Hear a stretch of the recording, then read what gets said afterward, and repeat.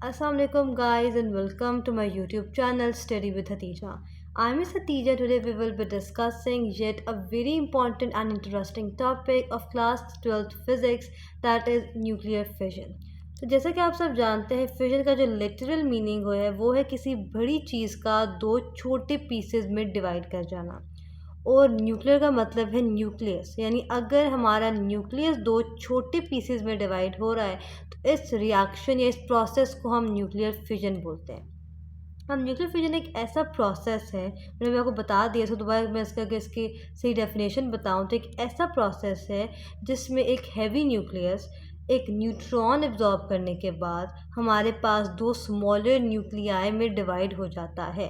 So nuclear fission is a process that results or involves the splitting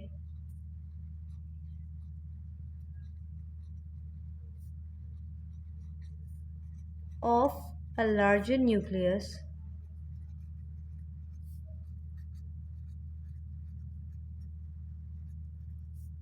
into smaller nuclei.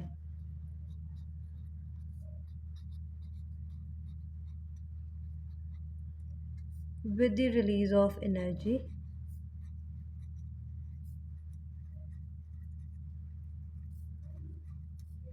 यानी nuclear fission एक ऐसा process है जिसमें एक लार्जर न्यूक्लियस छोटे न्यूक्लियाई में डिवाइड हो जाता है, वो रिलीज़ करता है एनर्जी। अब ये एनर्जी फोटॉन्स की फॉर्म पे भी हो सकती है, गैमा रेज भी हो सकती हैं, लाइट भी हो सकती है। तो न्यूक्लियर फिजन एक ऐसा प्रोसेस है जिसमें एक लार्जर न्यूक्लियस कोई न्यूट्रॉन एब्जॉर्ब करने के बाद हमारे पास दो स्मॉलर न्यूक्लियर एनर्जी रिलीज़ करता है। अब अगर सिंपल बात करूँ न्यूक्लियर फिजन की, तो हमारे पास न्यूक्लियर फिजन बहुत एफिशिएंट होता है, वो होता है in the presence of a slow neutron.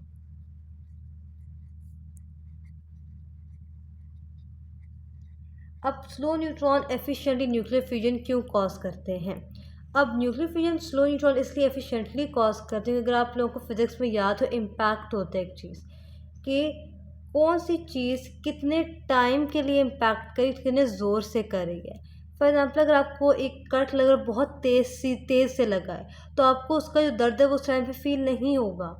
लेकिन अगर आपको कोई कट आराम से लगता है, फॉर एग्ज़ाम्पल आपको 3 सेकंड लगता है, कोई अपनी उंगली आराम से काटता है, तो वो जो इम्पैक्ट, वो दर्द वो ज़्यादा होगा। इसलिए स्लो न्यूट्रॉन्स जो है उनका इम्पैक्ट ज़्यादा होता है as compare to fast moving neutrons, तो वो ज़्यादा एफिशिएंटली न्यूक्लियर फिजन कराते हैं।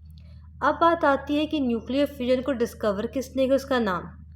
अब डिस्कवर इसको हमारे पास मीस लेटनर ने किया था और उसके नेफ्यू ने किया था, जिसका नाम ऑटो ड्रिच उसका नाम था। अब जो उसका नाम दिया गया था न्यूक्लियर फिजन, वो बेसिकली जो हमारे पास बायोलॉजिकल प्रोसेस है एसेक्सुअल रिप्रोडक्शन का फिजन, उसकी बेसिस पे दिया गया था। अब अगर आपको याद हो तो क्लास 10th में हमारे एक चैप्टर का फर्स्ट पेज था ये, जिसमें हमारे पास अमीबा की डायग्राम से न्यूक्लियर फिजन समझाया गया था कि न्यूक्लियर फिजन एक ऐसा बायोलॉजिकल प्रोसेस है जो कि स्पेशली यूनिसेलुलर ऑर्गेनिजम्स अपनी रिप्रोडक्शन के लिए यूज़ करते हैं। वो क्या करते हैं कि एक सेल दो इक्वल साइज सेल पे डिवाइड हो, दो smaller but yet nearly equal size cell पे डिवाइड हो जाता है। तो उस प्रोसेस की वजह से न्यूक्लियर फिजन का नाम रखा गया था कि बायोलॉजिकल फिजन एनिमल सेल्स पे हो रही है, न्यूक्लियर फिजन न्यूक्लियाई में हो रही है, तो इसे हम न्यूक्लियर फिजन का नाम दिया। अब बात है न्यूक्लियर फिजन। तो न्यूक्लियर फिजन जो हमारे पास बेसिकली होती है वो होती है यूरेनियम 235 में। इसके अलावा यूरेनियम 233 भी यूज़ होता है और प्लूटोनियम 235 भी हमारे पास होता है। लेकिन जो मोस्ट एफिशिएंट होती है हमारे पास वो यूरेनियम 235 पे होती है। अब यूरेनियम 235 का जनरल रिएक्शन लिखूँ तो किस तरह आता है कि एक न्यूट्रॉन जो कि स्लो मूविंग है आके यूरेनियम 235 के ऊपर कोलाइड करता है। ठीक हो गया। इसकी कोलिजन से क्या होता है कि ये यूरेनियम 235 बन गया 23692, यानी एक्साइटेड स्टेट पे आ गया। ये सारे क्या शो करते हैं कि एक्साइटेड स्टेट पे है। अब उसके बाद ये डिवाइड करते हैं दो स्मॉल न्यूट्रॉन जिनका हम एक्स और वाई नाम रखते हैं, और साथ कुछ हमारे पास न्यूट्रॉन्स रिलीज होते हैं और कुछ अमाउंट पे एनर्जी। अब एक्साइटेड क्यों होता है हमारे पास? अब अगर देखा जाए तो हमारे पास जो एक नॉर्मल न्यूक्लियस होता है यूरेनियम का, वो 235 टोटल न्यूक्लियॉन्स यानी प्रोटॉन्स और न्यूट्रॉन्स को स्टोर कर सकता है, जबकि एक एक्स्ट्रा न्यूट्रॉन जब आएगा तो जो उसकी नॉर्मल कैरिंग कैपेसिटी थी उसको वो एलिवेट करेगा, जिसको जो न्यूक्लियस था वो होल्ड नहीं कर पाएगा, एक एक्स्ट्रा न्यूक्लियस को होल्ड नहीं कर पाएगा और वो फट के दो छोटे न्यूक्लियर बन जाएगा।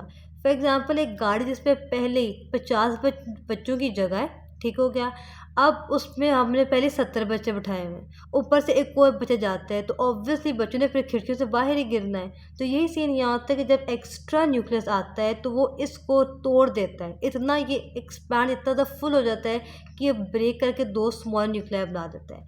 अब जो इनको हम कहते हैं फ्यूजन फ्रेगमेंट्स, क्या कहते हैं? Fusion fragments. अब भी बहुत से यहाँ न्यूक्लियाई बन सकते हैं, ज़रूरी नहीं कि हमारे पास कोई एक दो गिने चुने नहीं हैं, बस ऐसे न्यूक्लियाई जो इस रिएक्शन को क्या कर दें, बैलेंस कर दें। फॉर एग्जांपल जितना मास यहाँ है उतना ही मास यहाँ हो तो ये हमारे पास बैलेंस रहेगा, तो कोई भी यूज़ हो सकता है। अब बात आती है यूरेनियम 235 की। तो यूरेनियम 235 हमारे पास नेचर में बहुत कम प्रेजेंट होता है, ओनली 0.7% जो है हमारे पास यूरेनियम 235 की फॉर्म पे एग्जिस्ट करता है। बाकी 99.3% हमारे पास यूरेनियम 238 है जो कि फ्यूजन रिएक्शन एफिशिएंट शो नहीं करता। तो हम क्या करते हैं कि जब भी हमने यूज़ करना होता है न्यूक्लियर रिएक्शन में यूरेनियम, हम यूज़ यही करते हैं, बट इसकी इनरिचमेंट हमें चाहिए। इनरिचमेंट कैसे कि फॉर एग्जांपल हम ऐसे फ्यूल रॉड्स बनाते हैं, मैंने पहले एक लेक्चर इस पर अपलोड किया था रिएक्टर्स पे कि हम यूरेनियम 235 के रॉड्स यूज़ करते हैं और उनको हम इनरिच रखते हैं। फॉर एग्जांपल 0.7 से ज़्यादा उसके अंदर परसेंटेज रखेंगे यूरेनियम की, तो हम यूरेनियम इनरिच यूज़ करते हैं फ्यूल अपना, ठीक हो गया। अब अगर इसके इक्वेशन समझा जाए, जो एक जनरल इक्वेशन जो मेरे पास है उसको देख लेते हैं। तो गाइस एक जनरल मैंने डायग्राम से शो किया है फ्यूजन रिएक्शन को। अब होता क्या है कि जब एक न्यूट्रॉन आके कलाइड करता है यूरेनियम 235 के साथ तो एक्साइटेड स्टेट पे आ जाता है। फिर वो इस तरह मैंने ब्रेकडाउन के लिए शो किया आपको, ब्रेकडाउन होती है वो दो पार्ट्स में स्प्लिट हो जाता है और वापस क्रिप्टॉन बनता है 9236 और बेरियम 14156 बनता है। 3 न्यूट्रॉन्स रिलीज होते हैं हमारे पास। अब इस रिएक्शन में आपका जनरल क्या होता है कि हर फ्यूजन रिएक्शन में तकरीबन 2 से 3 न्यूट्रॉन रिलीज होते हैं। अब आपकी बुक में लिखा होगा 2.5 न्यूट्रॉन्स फेडरल की बुक में। अब उसका कोई वो मतलब नहीं है कि एक पूरा और एक आधा न्यूट्रॉन, उनने सिर्फ एक एवरेज लिखा है कि जनरली 2 या 3 रिलीज होते हैं, तो एवरेज 2.5 दरमियान की चीज़ लिखी है। बात वही है 2 या 3, तो जो न्यूट्रॉन रिलीज है वो 2 से 3 रिलीज होंगे। अगर सर रिएक्शन में सिंपल लिखूँ तो कुछ इस तरह है, न्यूट्रॉन आया, यूरेनियम पे इसने कोलिजन की, यूरेनियम पे कुछ जगह एक्साइटेड स्टेट पे चला गया, 236 बन गया। फिर उसने क्या किया, हमारे पास क्रिप्टॉन बनाया, क्रिप्टॉन 9236 प्लस बेरियम बनाया दैट इज़ 141 देन 56 प्लस मेरे पास 3 न्यूट्रॉन बनाए, ठीक हो गया। कुछ हमारे पास एनर्जी रिलीज होगी। अब हम देखते हैं कि क्या ये जो हमारे पास पूरा न्यूक्लियर फ्यूजन का प्रोसेस है, रिएक्शन है, कंजर्वेशन ऑफ मास और कंजर्वेशन ऑफ एनर्जी को होल्ड करता है कि नहीं। अब पहले हम कंजर्वेशन ऑफ मास देख लेते हैं।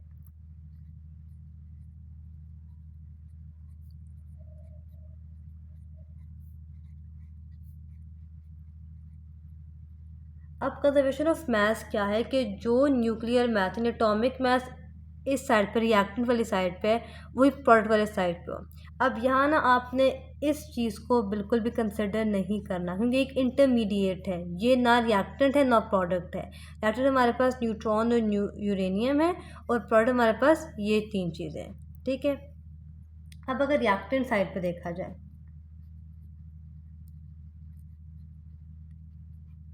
तो हमारे पास न्यूट्रॉन का मास कितना है 1, यूरेनियम का कितना है 235, टोटल कितना बन गया 236, ठीक हो गया। अब हम देखते हैं प्रोडक्ट साइड पे, इधर क्रिप्टॉन कितना है 92, बेरियम का है 141, इसका हमारे पास 3 या 2 आप कुछ भी लिख के देख लें, 236 बनता है। यानी हमारे पास जो मास थी रिएक्टेंट्स की वही रही प्रोडक्ट, यानी मास क्या रहेगी कंजर्व। अब बात आती है कंजर्वेशन ऑफ एनर्जी। अब ये थोड़ा अपने गौर से समझना है, क्योंकि ये बहुत से बच्चों को मसला हो रहा होता है कि आप ना जो वैल्यूज़ होती हैं ना वो याद करने की कुछ बहुत से सब्सटेंसेस की। अब हमारे पास पहले मैं देखती हूँ एनर्जी रिएक्टेंट साइड की, ठीक हो गया। तो मेरे पास जो न्यूट्रॉन है उसकी जो एटॉमिक मास यूनिट पे वैल्यू AMU में उसकी जो वैल्यू मेरे पास आती है वो होती है 1.0087 AMU। ये उसकी वैल्यू है मेरे पास, ठीक है, उसकी मास है। और जो यूरेनियम की मेरे पास होती है यूरेनियम 235 की, वो मेरे 92, वो मेरे पास क्या होती है 235.4394, ठीक हो गया। अब अगर मैं यहाँ से इनकी एनर्जी निकालना चाहूँ, एनर्जी ऑफ रिएक्टेंट,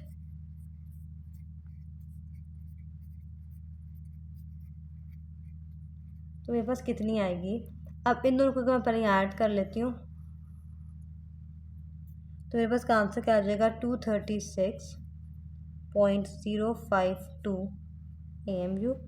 अब एनर्जी कैसे निकालनी है, बस एनर्जी का फॉर्मूला है mc², ठीक है।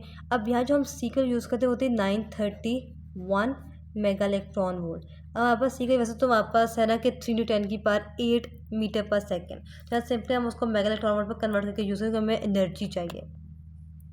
अब यहाँ अगर मैं इसकी वैल्यू पुट करूँ तो एम की वैल्यू मेरे पास निकली है 236.052 इंटू 931। अब ये c² की वैल्यू है, c की समझ के स्क्वायर ले लीजिएगा, तो इसका आंसर मेरे पास टोटली निकलता है तकरीबन हमारे पास आता है इसका 219,764.412 मेगा इलेक्ट्रॉन वोल्ट, ठीक हो गया। अब चलते हैं हम प्रोडक्ट की साइड पे। तो फर्स्ट सबसे पहले वापस आता है क्रिप्टॉन, बेरियम और 3 neutrons. This is not a product guys, दोबारा आता है इंटरमीडिएट है, ना रिएक्टेंट है ना प्रोडक्ट है। तो हमारे पास न्यूट्रॉन की 3 न्यूट्रॉन है हमारे पास, ठीक हो गया। तो एनर्जी क्या आ जाएगी 3×1.0087 U, और इसका आंसर हमारे पास सिंपली आ जाएगा 3.0261 AMU। फिर हमारे पास आता है क्रिप्टॉन 9236, इसके वापस आती है 91.8973 AMU, और हमारे पास आता है बेरियम दैट इज़ 14156, इसकी वजह मेरे पास आती है 140.9139 AMU, ठीक हो गया। अब अगर मैं इन सब को ऐड करूँ तो मेरे पास कुछ आंसर आता है 235.8373 AMU, ठीक हो गया। अब मेरे पास इनकी मैथ्स आ गई है। अब आगे हम नेक्स्ट में जाके देखते हैं, इनकी एनर्जी निकाल लेते हैं। तो कैसे देख लेते हैं एनर्जी ऑफ प्रोडक्ट कितनी आती है हमारे पास।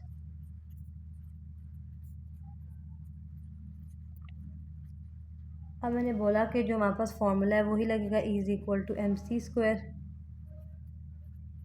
सी की again 931 mega electron volt, c² की वैल्यू आएगी।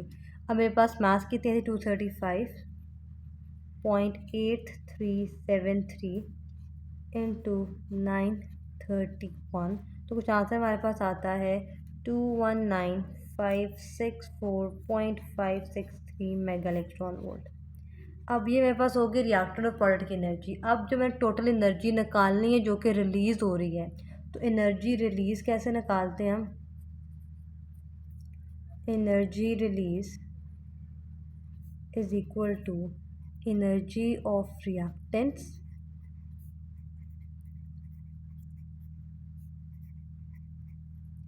माइनस एनर्जी ऑफ प्रोडक्ट, ठीक हो गई। रिएक्टेंट्स की एनर्जी में से प्रोडक्ट्स की एनर्जी को निकालना है।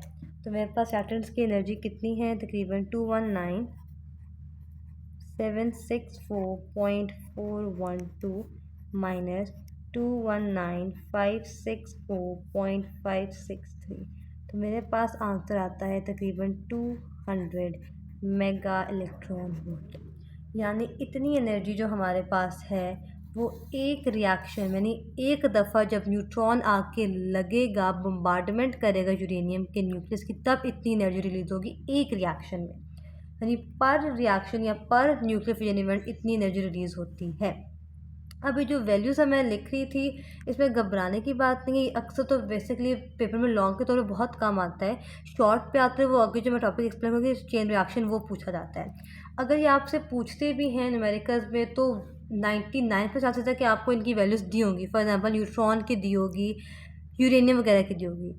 अगर फिर भी आपने ना न्यूट्रॉन की, प्रोटॉन की, इलेक्ट्रॉन की, इन तीन चार की आपने वैल्यूज़ याद रखनी है। अल्फ़ा की भी याद रखनी है, बीटा वगैरह की आपने वैल्यूज़ ना याद रखनी है, क्योंकि ये पेपर में अक्सर तो नहीं दी जाती, क्योंकि बहुत कॉमन है। तो अब ये मेरे पास हो गया था कि मैंने बताया कि जी मैथ कंजर्व रही है, एनर्जी कितनी रिलीज़ हुई है वो इतनी, जो क्यू मेरे पास था ना बेसिकली, ये वो आप कह सकते हो एक क्यू है। ठीक हो गया, इतनी मेरे पास Q amount of energy release होगी फिजन रिएक्शन से, एक फिजन रिएक्शन से। अब हमने पढ़ा हुआ कि फिजन रिएक्शन होता है चेन की फॉर्म पे। अब हम जैसे चेन रिएक्शन कैसे होता है, तो गाइज अब हम आ गए चेन रिएक्शन की तरफ। तो चेन बेसिकली होती क्या है कि एक दफ़ा आपने कोई चीज़ स्टार्ट कर दी, अब वो कॉन्टीन्यूसली आगे चलती जाए। तो चेन रिएक्शन में कुछ इसी तरह का है कि फॉर एग्ज़ाम्पल जो मेरे पास न्यूट्रॉन्स जो हैं एक फ्यूजन रिएक्शन के प्रोडक्ट से निकले, वो आगे रिएक्टेंट के तौर पे काम करें और आगे फर्दर जो है वो फ्यूजन रिएक्शन करवाएं। ये मेरे पास चेन रिएक्शन है। तो चेन रिएक्शन बेसिकली एक ऐसा सेल्फ प्रोपगेटिंग, यानी एक ऐसा खुद ब खुद होने वाला रिएक्शन है जिसको एक दफ़ा स्टार्ट कर जब फिर उसको रोकना मुश्किल हो जाता है। फॉर एग्ज़ाम्पल चेन रिएक्शन क्या है कि एक न्यूट्रॉन था, उसने आगे 3 बनाए, 3 आगे 9 बनाए, 9 आगे 27 बनाए और सो ऑन। ठीक, अब चेन रिएक्शन बेसिकली हमारे पास क्या है, it is a self propagating reaction जो कि खुद स्टार्ट हो जाता है, सेल्फ प्रोपगेटिंग है। दूसरा हमारे पास जो न्यूट्रॉन्स होते हैं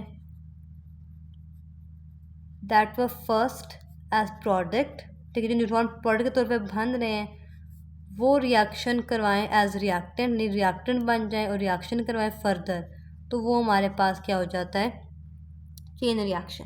यानी चेन रिएक्शन में क्या था कि देखा जो, तो पहले एक न्यूट्रॉन आया, उसने यूरेनियम के साथ कलिजन की, बोम्बार्डमेंट की, मेरे पास सिंपल एक फिजन रिएक्शन हो गया, एक क्रिप्टॉन बना, एक बेरियम बना और मेरे पास 3 न्यूट्रॉन रिलीज हुए। अच्छा, यहाँ तक सब कुछ सिंपल नॉर्मल रिएक्शन था, यानी एक न्यूट्रॉन से यूरेनियम साथ हिट हुआ, 2 उसके फ्रेगमेंट्स बने, 3 न्यूट्रॉन रिलीज हुए। मगर अगर यही न्यूट्रॉन फर्दर जाके 3 और यूनिट के ऊपर फॉल करें, उनको आगे से फर्दर ब्रेक डाउन करें, फिर वही मेरे पास krypton barium 3 neutron, krypton barium 3 neutron, krypton barium 3 neutron release हों हर रिएक्शन पे, तो मेरे पास एक चेन बन जाती है, यानी 1 से 3, 3 से 9, 9 से 27, एक चेन चलती जा रही है। फिर इसको रोकना बहुत मुश्किल हो जाता है। अब भी चेन रिएक्शन कब होगी, उसके लिए क्या क्या कंडीशंस है वो आपको पता होना चाहिए। कंडीशंस देख लेते हैं। तो पहली कंडीशन मेरे पास क्या है कि एक रिएक्शन में जो न्यूट्रॉन्स बन रहे हैं वो एक से ज़्यादा बने। फॉर एग्जाम्पल मैंने बोला कि एवरेज न्यूट्रॉन कितने होते हैं, 2 से 3, 2 से 3 बनने चाहिए। अगर फॉर एग्जाम्पल किसी न्यूक्लियर रिएक्शन में किसी भी वजह से, फॉर एग्जाम्पल मैं कहती हूँ कि हमारे पास जो फ्यूल था वो कम था, या फिर फॉर एग्जांपल न्यूट्रॉन्स हमने डेफिशिएंट दिए, न्यूट्रॉन्स यूज्ड अप हो गया, निकल गए कहीं से, तो मेरे पास जो थे न्यूट्रॉन्स कम बनते हैं रिएक्शन में, फिर फिजन नहीं होगी। पहली कंडीशन मेरे पास क्या है कि जो न्यूट्रॉन का नंबर हो, नंबर ऑफ न्यूट्रॉन कितना होना चाहिए, ग्रेटर देन 1। ठीक हो गया, नंबर कितना ग्रेटर देन 1 पर रिएक्शन, यानी हर रिएक्शन पे जो न्यूट्रॉन बने वो एक से ज़्यादा रिलीज़ हो। एक से ज़्यादा रिलीज़ होंगे तो जाकर काम करेंगे ना। फॉर एग्जांपल अगर 1 से 3 निकले फिर आगे 9 निकल रहे हैं, अगर 1 से 1 निकले फिर वो आगे से 1 और निकले, फिर तो चेन रिएक्शन ना हो, फिर तो एक सिंपल मैकेनिज्म में चल रहा है, कोई चेन नहीं बन रही। अगर एक से ज़्यादा होंगे तो फिर आगे जाके वो ज़्यादा बनाएंगे। दूसरा इसकी कंडीशन मेरे पास क्या होती है, क्रिटिकल मास। अब क्रिटिकल मास क्या होती है, क्रिटिकल मास वो मास होती है जो कि रिक्वायर होती है चेन रिएक्शन के लिए। फॉर एग्जांपल मैं कहती हूँ मेरे पास था ही 1 किलो यूरेनियम, तो वो मेरे पास उसने 100 रिएक्शन की, तो मेरे पास सिर्फ 100 रिएक्शन तक चेन मैकेनिज्म से शो के बाद में ख़त्म हो गया। लेकिन अगर मेरे पास हो 500 किलो, तो फिर मेरे पास काफ़ी देर तक फर्स्ट जनरेशन्स यूज़ हो सकता है। तो क्रिटिकल मास मेरे पास वो अमाउंट ऑफ मास है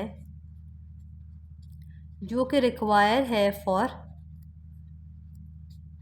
चेन रिएक्शन।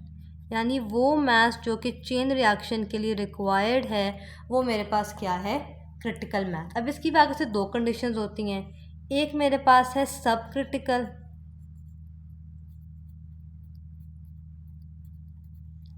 एक है मेरे पास सुपर क्रिटिकल।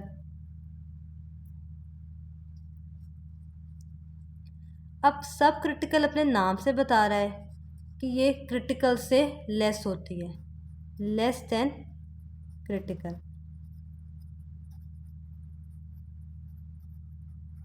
और नाम से बता रहा है कि ये मोर देन क्रिटिकल है।